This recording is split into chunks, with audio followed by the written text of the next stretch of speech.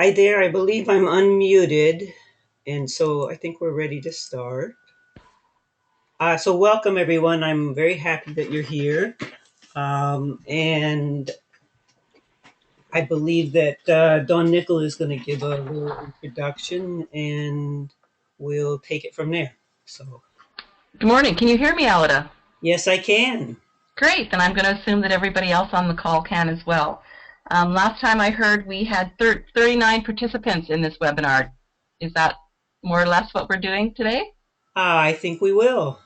No, that's great. Well, thanks, Alida, and hello, everybody. Welcome to Crossroads Coaching, Current Trends in Addiction and Recovery webinar. My name is Dawn Nickel, and I'm calling in from Victoria, British Columbia, and I'm thrilled to be able to introduce Alida to all of you. Alida Schuyler is often called the mother of professional recovery coaching.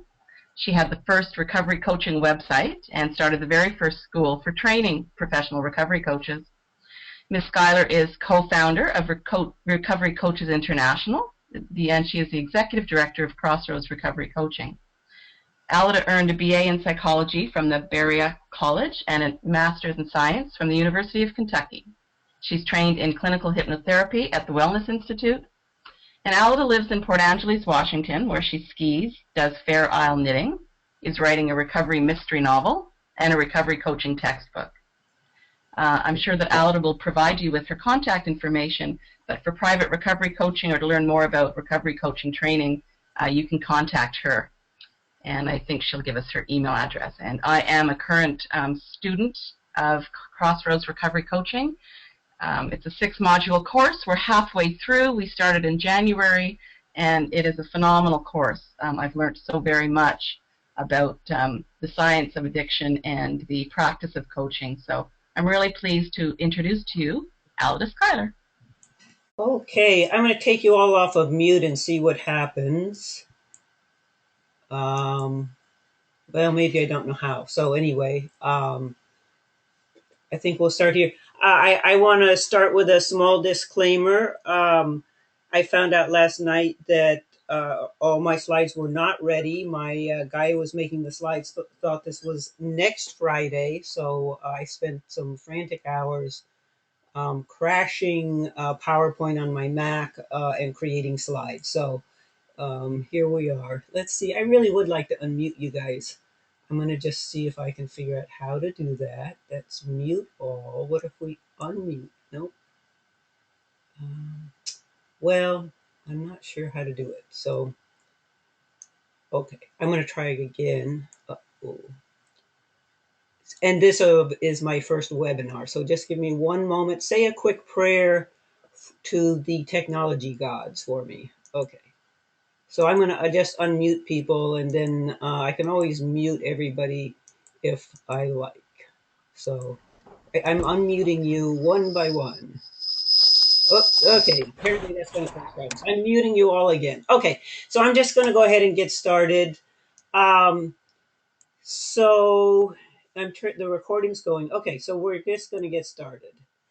And so this is called Current Trends in Addiction and Recovery. This is a 4 series talk, and this is the first one. And so this is going to be current addiction trends and challenges. The next ones are coming up on each of the following Fridays, as most of you already know. And basically, I'm sort of taking you on a journey through what's going on now, what new things are happening, and really going to conclude with what I believe are some changes that need to be made if we're going to be effective at dealing with addiction recovery. So, moving our slides along. Here we go. Keep going. So, what we're really going to be doing today is trying to understand how the old models have been playing out and how they're changing now. And also, what challenges we face in order to move forward. So that's basically what I'm going to be talking about today. We got a couple of slides that are going to say it, and I'll just whip through those. So here we go. So we're going to look at the moral model and talk about the choice argument, because that's always been the backbone of the moral argument, is that no one makes you take drugs. Or we're going to look at the changes with our perception of addiction as a disease and what the implications of that are. And we're going to look at what's happening to the laws and incarceration, arrests, all of that in the forensic model.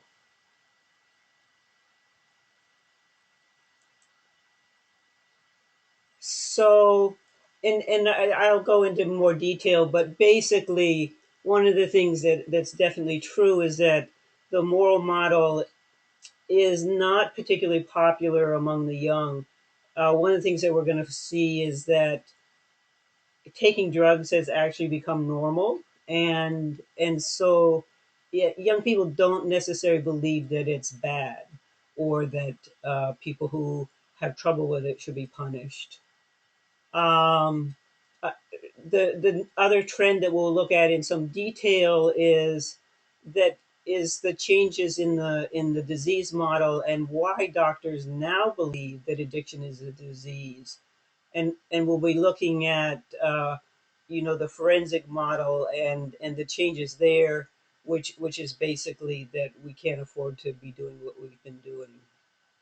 So I think I've said that again. So some of the challenges that are going to occur, and that hopefully you'll be feel more articulate about by the end of this talk, is being able to explain to people who really believe that people with addictions do have choice about taking drugs, why that's not necessarily so. And to be able to do that, you're going to need to be able to explain the current disease model, which means you're going to need to be able to explain in plain language some of the changes to the brain that occur when you take drugs and become addicted to them. And from that, you'll be able to explain why punishment isn't practical, and it's not effective. So, and it's not affordable either. So anyway, so that's what we'll be doing today.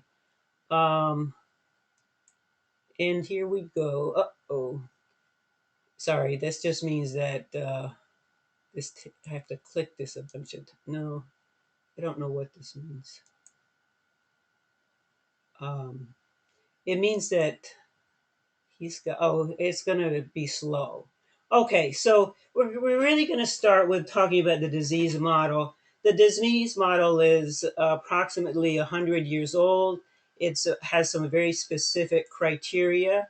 The first is that to qualify as a disease, you need, well, these are the three criteria. You need an organ, you need some type of defect, cellular defect, and you need symptoms that are consistent in the people who have that. And so there are many reasons why addiction really didn't quite fit.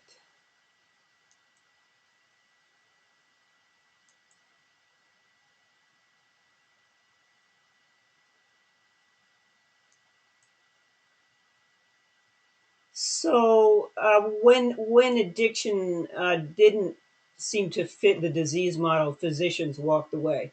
They walked away because they couldn't identify the organ. They didn't know if it was a liver. They didn't know if it was a brain. They couldn't really describe exactly. I mean, certainly you could see damage to the liver, but it still didn't explain. It didn't explain the symptoms particularly. And I'm going to just find one piece that I wanted to talk about that I didn't get to make a slide for. So give me one moment here. So Kevin McCauley talks about addiction as the most evil disease imaginable. He says it's the most evil disease imaginable because it doesn't really look like a disease. It's nearly invisible um, in certain sorts of way. It doesn't fit a genetic model very well because there's because you can have, kids in the same family. One of them will have addiction and the other one won't. So you can't exactly, um, you can't follow the pattern of penetrance of genotype and phenotype, that kind of thing. The other reason that it's a difficult disease is because some of the symptoms are behavioral and basically bad behavior, and those are easily confused with willful badness. Um, it's also, he said, it's a challenging disease because there's a poor prognosis if untreated, but some people age out and inexplicably get better. It's a challenging disease because it taps into society's deepest prejudices, stigmas, superstitions, and attack its core values. And I think those are the reasons why the moral model, even though 51% now believe it's a disease, there's still 49% who believe that it's really moral badness. Um, anyway, so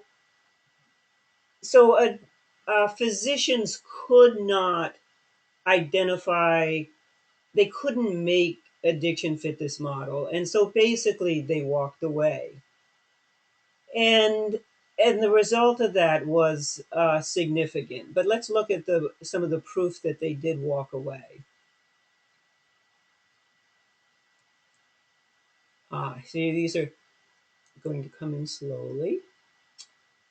So this is from a recent report that came out from the CASA Foundation, and I'll actually be talking more about that report in some of the next talks. It's a 500-page report on physicians and addiction medicine. So, while other diseases were treated at a fairly high rate in this country, only 1 in 10 people needing treatment for alcohol or drugs received it. 90%, of course, received no addiction treatment at all. And that's just simply not true of the other types of diseases that we have. Most people get treated for them. Even whether they have money or don't have money, they get treated for them.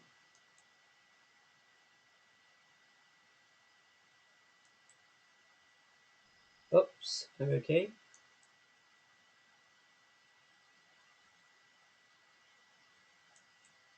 Aha. So more from the CASA report. I'm kind of annoyed that this is coming in so slowly, but here we go. So this is 107 billion to treat heart conditions, 87 billion to treat 19 million people with cancer, 44 billion to treat 26 million people with diabetes, and here we have 28 billion to treat 40 million people with addiction. And I would point out that probably that 28 billion, probably very little of it went to doctors because um, they really haven't been the first line of with addiction for really a long time. So when physicians walked away, there was some very strong implications of that. And one of the things that happened is that um, laws and uh, police officers and prisons came along to take to fill up the gap because something had to be done about all of the people who were um, behaving badly and using drugs. So one of the things that we did was begin the war on drugs that started in 1971 with Richard Nixon, and so what we've done basically is, instead of treating addiction as a disease and providing some type of help for them, what we've done is incarcerate them. And so in 2008, we were incarcerating 8% of our population, which is a huge amount. I mean, it's an incredible portion of our culture and society that has ended up in prison. Most of you know that it has some racial biases and that kind of thing, but the implications have been very strong, as you'll see when we start to look a little further at what we know now about some of the causes of addiction. But I guess the thing I'd want to say is that, you know, for mostly men have been imprisoned, which means that now there's only one person attempting to both provide childcare and economic support for the family. And if they weren't doing that, um, then they were using social services, and that cost has been absolutely huge also.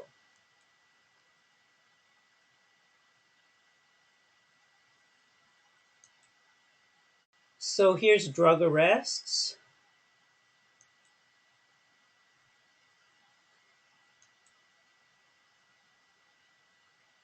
And so this is just for marijuana. So there were, this is from an FBI site, this total number of arrests. The 1,638,846 total arrests for drug abuse violations, um, half of them approximately were for marijuana alone. And of that half, more than 750,000 people were arrested for possession alone. And so it's a, you know, it's a funny kind of thing because there's not really a great argument for marijuana being associated with criminal behavior other than breaking the law of possessing it. So yeah, and not that I am think it's a great drug, but it's just a very odd thing to incarcerate that many, you know, so many people, arrest and incarcerate people. Okay. Uh, yes. Okay. So here we go.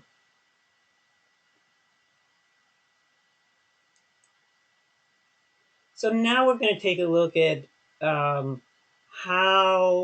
addiction currently has had a revival among physicians, the interest of physicians, and that's because we now know that it fits a disease model. So we're going to look at that. So again, to qualify as a disease, you need an organ, a defect, and symptoms. And one of the things I hope is that you're going to be able to explain this to other people. So it can get a little complicated, but I've attempted to make it. Oops. Oh, I think we have a defective slide here. Okay, we do. So let me just walk us through this. So the cellular defect that occurs with addiction is that there's changes in the midbrain, and some of those changes in the midbrain are, they're quite specific. So one of the things that happens is that in the midbrain, um, because all drugs of abuse provide surges of dopamine, the midbrain, which I should start just by saying the midbrain is, it's at the top of the brain stem. It's kind of in there in the middle. I think of it as being around there in my around my ears, but sort of more central. It's below below the cortex, the cerebral cortex, and this is the old brain, and it's the instinctive part of the brain. Um, I'm told, and I'm going to use the F word here. I'm told that the way to remember what the midbrain does is the three F's. So feeding, fighting, and fucking are the midbrain processes. So they're all instinctive. And the cellular defect that occurs is that um, basically the drug itself gets associated with survival. And it does that because of the surge of dopamine. Dopamine is, dopamine, I think it gets a bad rap when people talk about it because they think it's only about pleasure, which it certainly is, but it's also how we know what we like. It's how we know whether we like chocolate or butterscotch better. It's what tells, so it helps us make every decision that we make. Um, but it also, in terms of the midbrain, it's saying something good has happened. You need to remember it because it's really important. And um, the the what happens is that it gets the drug itself gets wired into this part of the brain. This part of the brain is unconscious. It's reflective, meaning it's where all our reflex comes from. And it's considered amoral because it's not the part of the brain that makes considered decisions or reasons things out or thinks things through. It's simply a reactionary part of the brain. And uh, when the brain gets exposed to drugs, and I'll explain in a minute why some people get addicted and some people don't. But when drugs get in there, in basically in a stressed brain, then uh, the this part of the brain says this is great stuff. It makes me feel so much better. I no longer feel stressed, and it creates kind of a very entrenched memory of it. That's why that part of the brain lights up when you show somebody a picture of their drug of choice. Um, but the other thing that it does is it actually puts itself at the top of the survival hierarchy. So a survival hierarchy might look like food, sex, safety, and those are all things that are essential to the survival of our species and the survival of our individual selves. And what happens is that the midbrain uh, equates drugs with survival. It says this is the one thing that has helped me feel safe. And so it puts it at the top of this. It ranks it as being more important than food or sex or safety. So that's a change there. One of the very interesting things is that not everybody is necessarily susceptible to becoming addicted.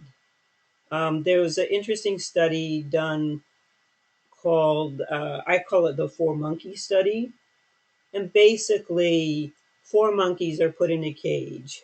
And they did this with set after set of cages. They put four monkeys in every cage. And in every cage, there was a dominant monkey, two monkeys in the middle, and one monkey that got picked on.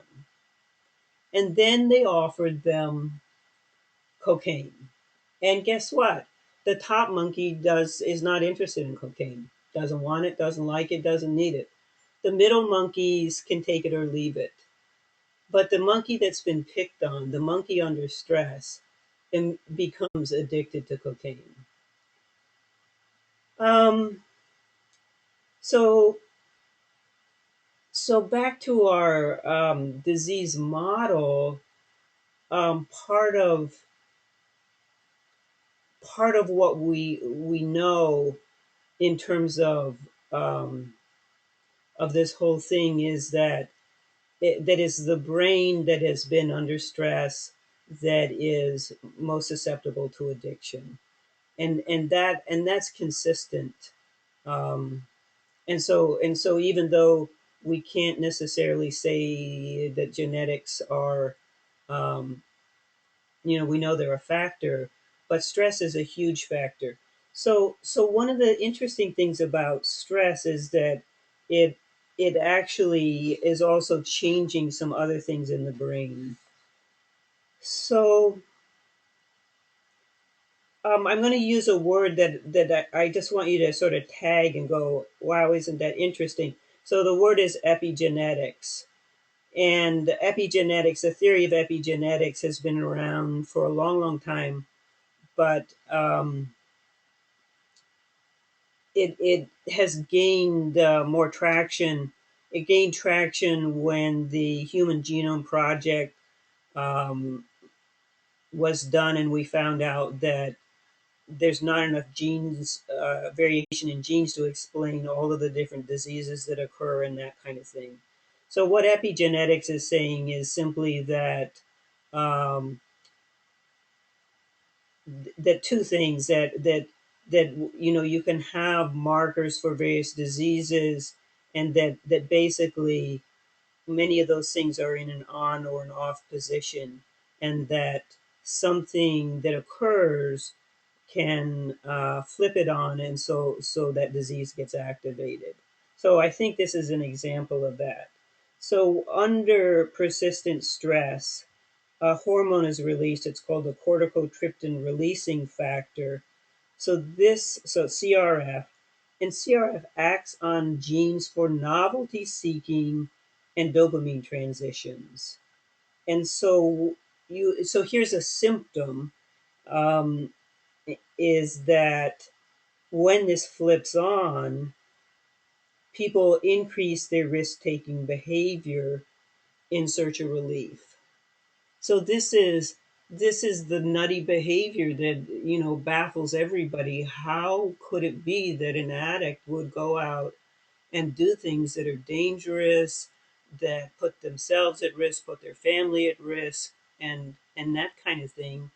And G, again, this is this part of the brain that is saying, I need relief, and you need to seek it out. And so um, and so these changes in the midbrain are really the explanation for these risky behaviors that are classic addict behaviors.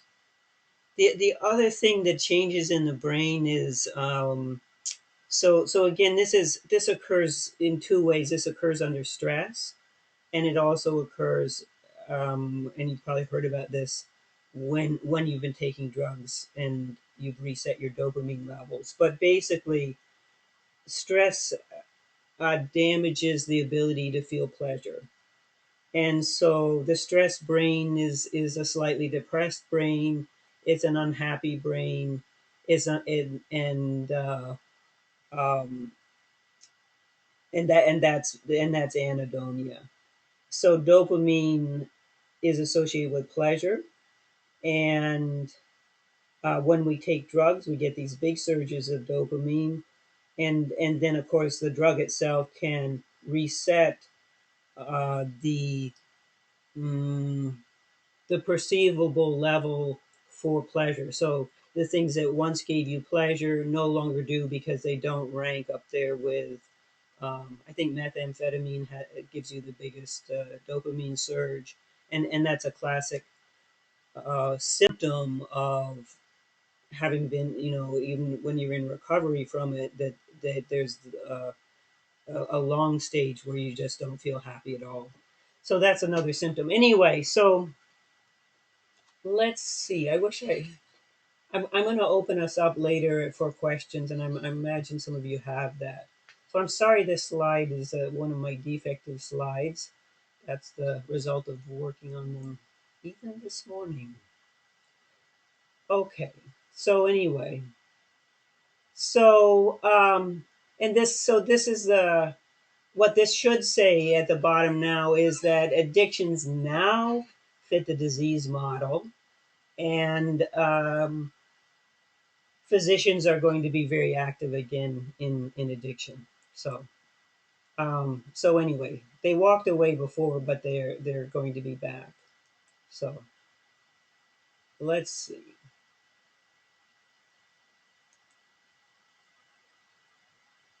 So this is the first paragraph in the ASAM definition. This is a definition that came out this spring, and so basically, they really now can say that this is a a primary chronic disease. The brain reward is having to do with dopamine again, what feels good, what doesn't, um, and the related circuitry. So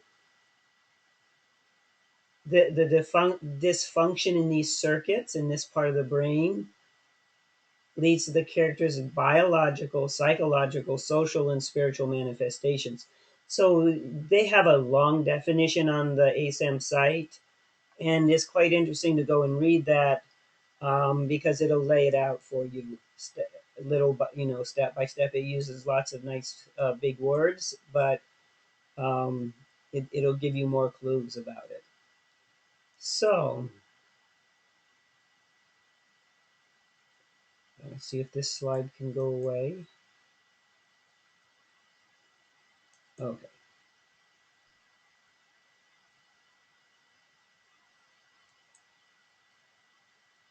Maybe this is the correct. Maybe I had this in here twice. Let's see if this one. Let's see if this one. Okay, organ the midbrain. Oh, here's the corrected slide. Changes the midbrain. Oh, it overrules the cortex. That's one of the things that occurs under stress in general, but it also particularly becomes kind of a chronic state in addiction. Is that the part of our brain that is reasoning, considering, moral, thoughtful, um, really is it's not consulted particularly the because again this midbrain is becomes dominant and people act unconsciously and basically a lot of the drug seeking behaviors are not necessarily conscious.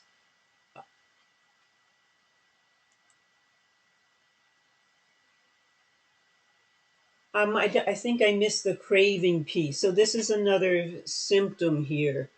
So the craving is actually part of this disease model because it's the midbrain's way of saying there's something very important and you need to go find it. And so continuous and persistent craving is one of the symptoms that occurs um, across, pretty much everybody has that experience who becomes addicted is they become they experience craving, they have intrusive thoughts, mental obsession. All of that is the midbrain, kind of stimulating you in an unconscious way to go find what it needs. And it's exceedingly important because it has equated drugs with survival.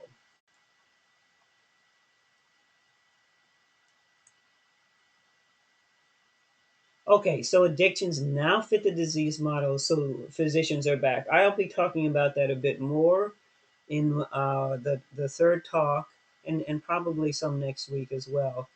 But they're definitely now that this fits a disease model, there's really a resurgence of interest. I believe Obamacare is going to put them also in an important position in terms of uh, being the first people that patients will see about their drug problems.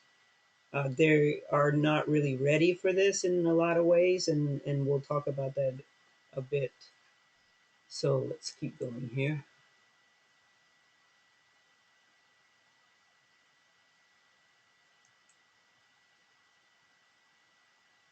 Um, so this is kind of, just a continuation of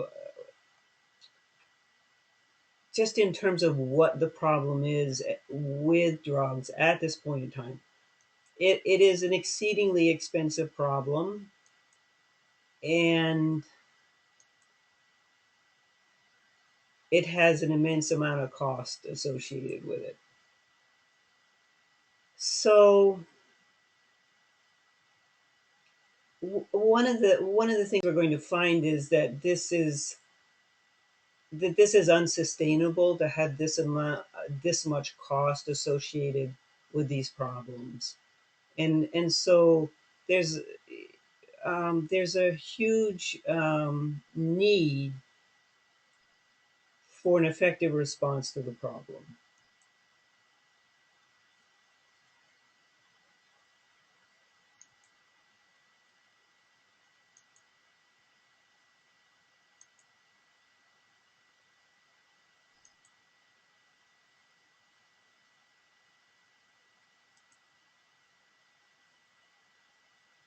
So one of again, one of the changes that we're going to see is um, that the forensic model is becoming increasingly irrelevant. Some of the slides I didn't get to make had to do with the amount of money we've spent on the war on drugs, some of the implications of that worldwide, some of the implications of it for the United States. But one of the most recent things is that the so use of cocaine is down. We spend immense amount of money in South America trying to quell the influx of cocaine to the United States. As you know, that's doesn't do much in terms of consumption, but in nonetheless, the use of cocaine is down a bit. One person suggested that the people who like cocaine are aging out, dying off, or getting into recovery. It's not the most popular drug now. The real problem that we've had in the last 5, 6, 7, 8 years has been prescription drug abuse, and most of that, I'm sure you've heard, is opiates, and it's created an interesting problem because a lot of a lot of these are what they call naive drug users. So these are people who don't, they can get into trouble um, so quickly without having really any particular awareness of what the risks are. I'm keenly aware of this because I live in the county in the state of Washington that had the highest rate of opiate deaths last year, and um, Washington is a high opiate use state. But a lot of and one of the funny things is that you're getting deaths from brothers and sisters, a 12-year-old and a 14-year-old, and then you're getting a 64-year-old dying. So one of the things that's true is that it does not fit the old conception of what a drug addict is supposed to look like. It has become it's become a normal part of our life. And so the good news is that it's going to change the way we perceive addicts, because when it's happening in the normal population, you can't say that um, that those are aberrations, that those are quirky people, and so I believe that one of the results of this is that we're going to treat them more compassionately.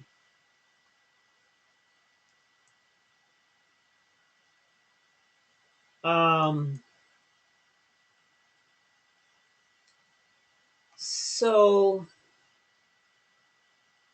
so what? I mean, I think you've seen and it's not just opiates; it's benzodiazepines.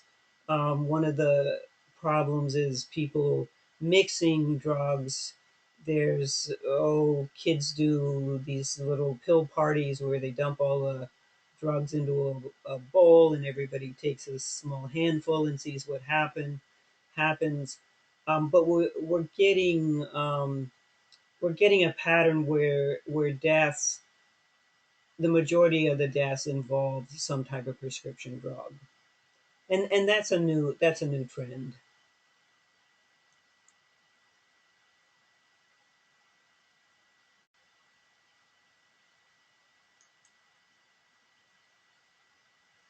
Let's see if this one would go away for me.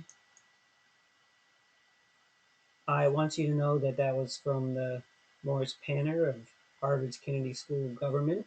So basically, basically, what he's saying is that all of the billions and billions and billions of dollars that we've spent, um, well, we know that it hasn't done much, and it really the war on drugs, which Obama stopped using that term, but it really has still existed. That that that that that it can't quite be justified when our major source of deaths is legal drugs that were prescribed, and nobody really knows what to do about that particular problem. Um, the pharmaceutical companies are big players out there. It's it's not easy to tell them they should stop making drugs. Many of the physicians have acted in good faith when they prescribe those drugs. There is an aging population. There is chronic pain. There are legitimate uses for them, and and there are organized pill shoppers. There's so it's a complex problem, but it's an internal problem, and so it's I believe that the change is going to be a bit slow at the federal level because the federal uh, government doesn't necessarily change its policies all that quickly, but there's definitely a call for a change in policy from from going out and trying to destroy the sources in other countries to looking at the problem at home.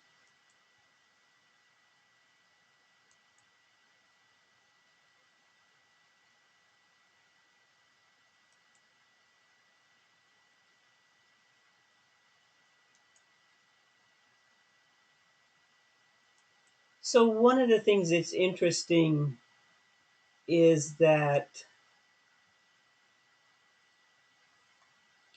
our U.S. drug czar, who was Seattle's former chief of police, this is an article that was an interview with him in The Fix, which is an online magazine related to um, addiction recovery.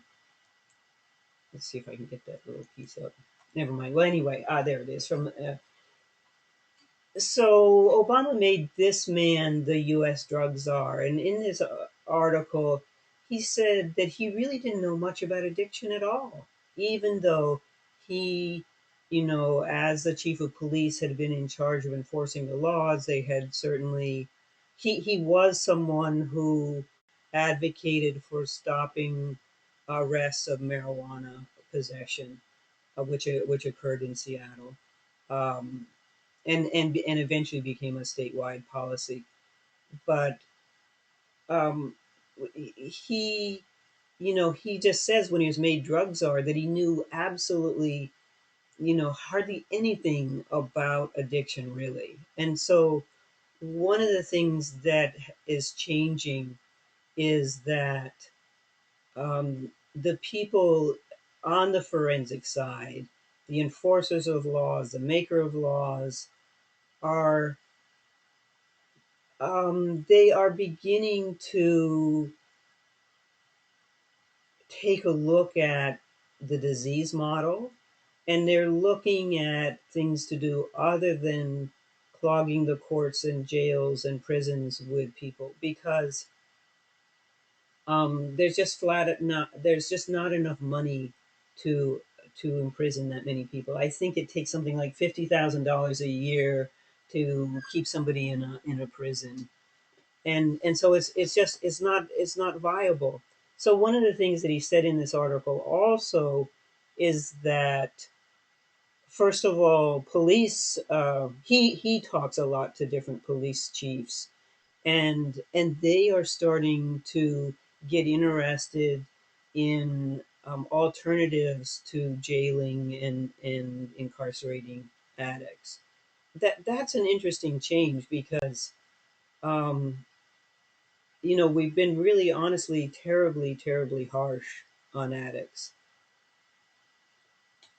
There's and one of the, he mentions one change that he's saying that the current economic circumstances of states and local governments and even the feds are causing some very new alliances that wouldn't have been made except in these troubled economic times. And so he was referring to things like deferred prosecution, but he's saying there's some places where they go um, where they skip the court entirely and send somebody straight to treatment. I'll probably talk more about that in some of the future talks, but certainly various states have had that option and for some time. And there, while there's some criticism of it, California's Proposition 36, they thought that it had saved the state $800 million.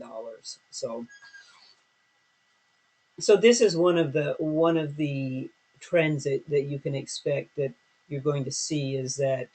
And I want to read you a quote by this physician Kevin McCauley. Let's see if I can find that.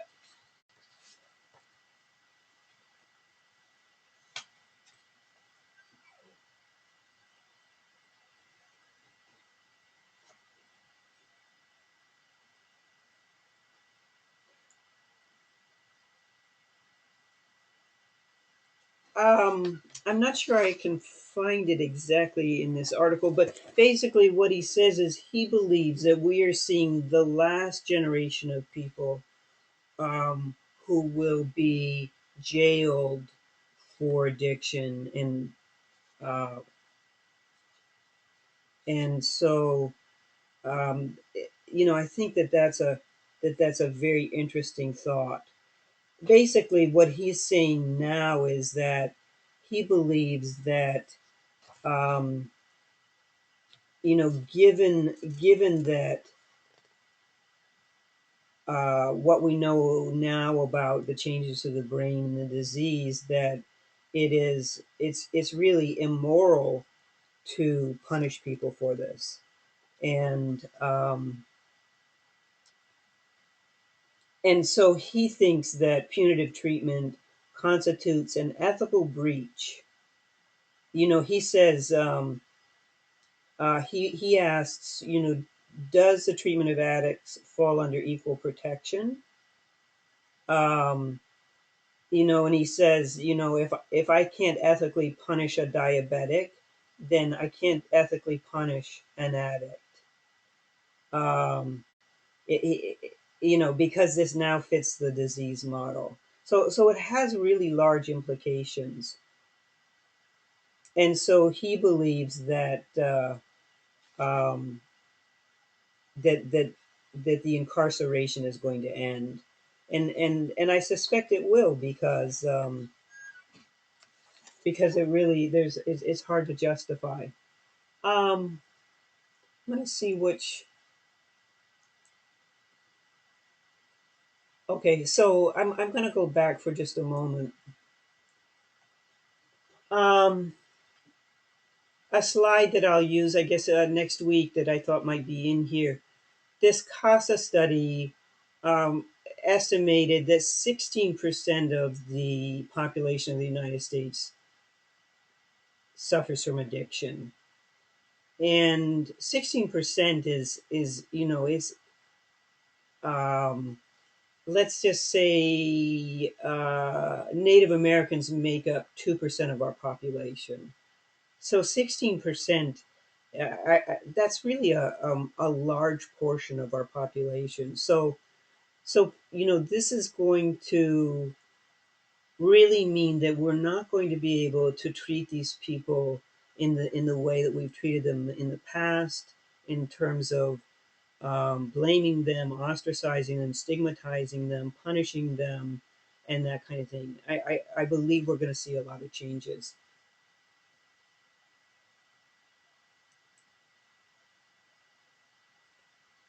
We really have an argument to the choice, to the moral model, because when we're talking about changes to the brain that take part in a reflective, unconscious part of the brain. We're no longer talking about conscious choice. And one of the things that the specifically in terms of a symptom that the addict doesn't have conscious choice about is the craving. There's no conscious choice that says, I want to be somebody who has a constant craving for something that's harmful to me, and that makes me take risks that are unsafe. So I think that we're going to see the that belief that there was choice, and the belief that the addict is a bad person who willfully does bad things. That's really, as people come to understand this new disease model, that's going to start to wane. As we know, I think right now something like 51% of the population believes that it is a disease. I don't think they really understand it very well yet, but they do believe it's a disease. Um, and again, younger people don't really see drugs the same way that older people do. And I would say in that sense, we're very likely to see the changes in the legality of drugs occur. Um, Spend a fair amount of time on the disease model and talking about that. Um, you can now name the organ.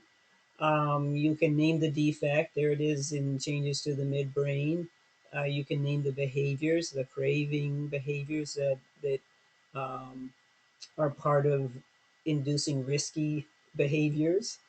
And because it really is a disease, it's really not very easy any longer to justify punishment um, for addicts, and frankly, it's just flat out too expensive. So that's likely to change. Um,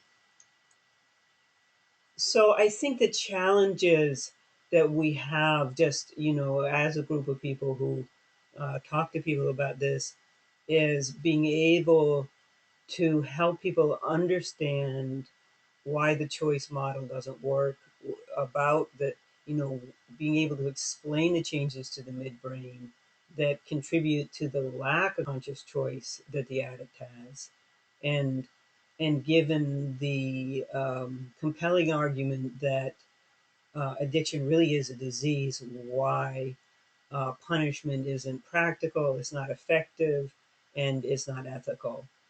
Um, and I think that next time I'll be able to talk a little bit more about why punishment isn't effective. I'll be talking a little bit about some of the theories of bonding, and some of the sources of stress that prepare the brain to be susceptible to addiction. I'll be talking also next week about various best practices and that kind of thing. So, what I'm going to attempt to do now is to take you guys off of mute, and let me just see what I can do here for a moment. Okay. Um, so what I'm going to do is I'm going to unmute. So I believe you guys have a way to make questions, and I see that Carrie West has a question. She may have been a long time ago, and but anyway, I'm going to unmute you, Carrie. Carrie, would you like? Did you have a question? I wanted to know what CASA standard for. CASA is it is a foundation that's associated with Columbia University, um, and it has to do with addiction. I'd have to actually go get the little piece of paper, which would mean you'd have to see my messy desk. I tell you what, if you email me, I will send you a little blurb on them, so I can actually Thank tell you. you what those acronyms stand for. Is there anybody else that has a question? So I see Don Nickel has a. What the way I can tell that you have some way of pushing a button puts a question mark up next to your name. So I'm going to unmute Dawn. I guess I'll mute. Carrie, did you have any other questions? I do. Okay, let's get yours first. What other questions do you have? Where do you see the evidence that physicians are coming back to the disease model? Um, well, I think that there's a couple of things that are going to bring them back. I think Obamacare is going to put them in the front line. I believe that really not being able to understand addiction as a disease kept them from wanting to treat it. And I think that this CASA study was a huge study. Um, it's a 500-page study on, uh, the gap between addiction and medicine, and it's a huge call for physicians to get educated and involved in addiction. And I believe that they will. I think that we're going to see a trend in that direction. It's Hmm. also it's simply too expensive a disease to ignore. And there's there's going to be more pressure on them to participate in treating it. Thank you. Does anybody else have a question?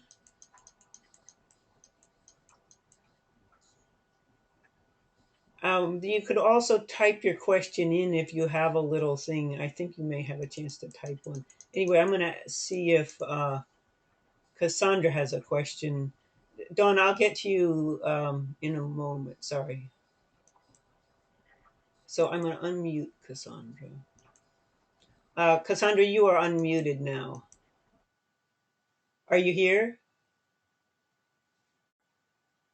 If you have your own mute on, I can't hear you talking, but you are unmuted. Okay, that's not working, so I'm giving up on that one. Sorry. Cassandra, you could type it in if you wanted to. Okay. And I'm unmuting Dawn. Dawn, did you have a question?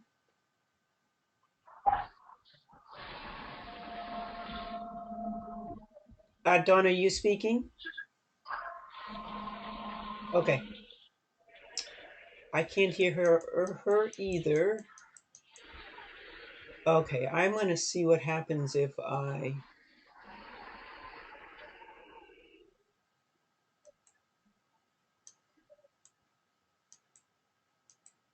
So anyway, I'm gonna just try unmuting you all and see if anybody is has any questions. But otherwise, I'll just.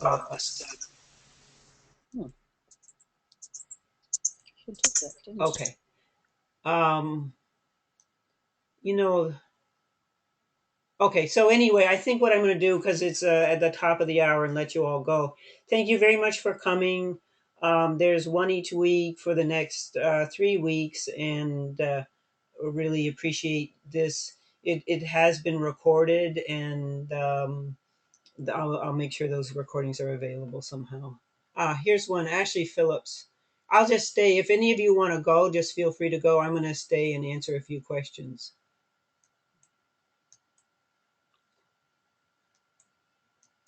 So, Ashley, you are unmuted. Let's see if you can talk. Hi there. You mentioned biological, psychological, social, and spiritual consequences of addiction viewed from the disease model. And I was wondering what the recent literature proposes in terms of recommended treatment modalities. I think we'll look at kind of some of the best practices next week.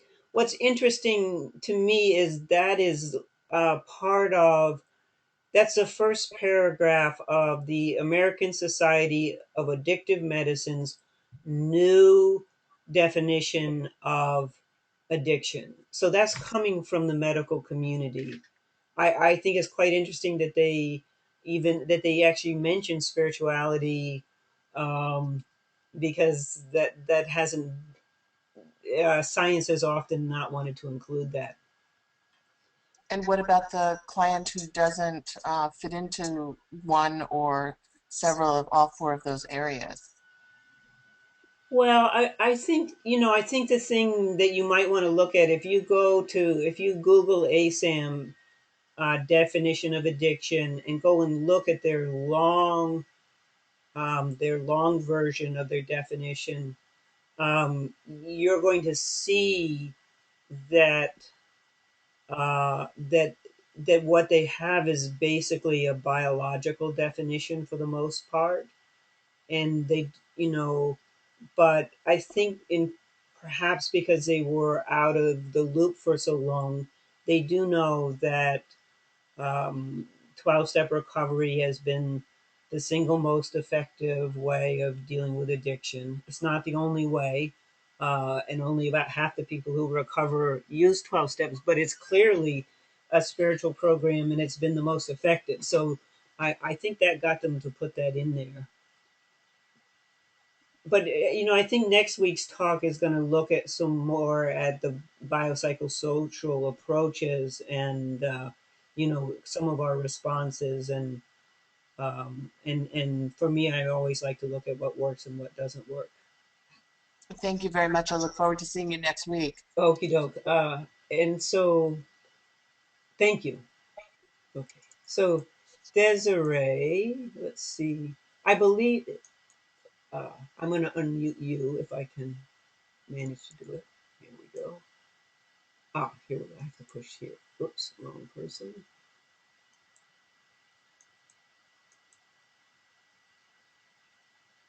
Desiree Finch, you are now unmuted. Hi there. Can you say something? Okay. That didn't work. I think she's gone. Okay. Alrighty. So I think what I'm going to do now is I'm going to unmute Dawn and see if she really is here and really does have a question.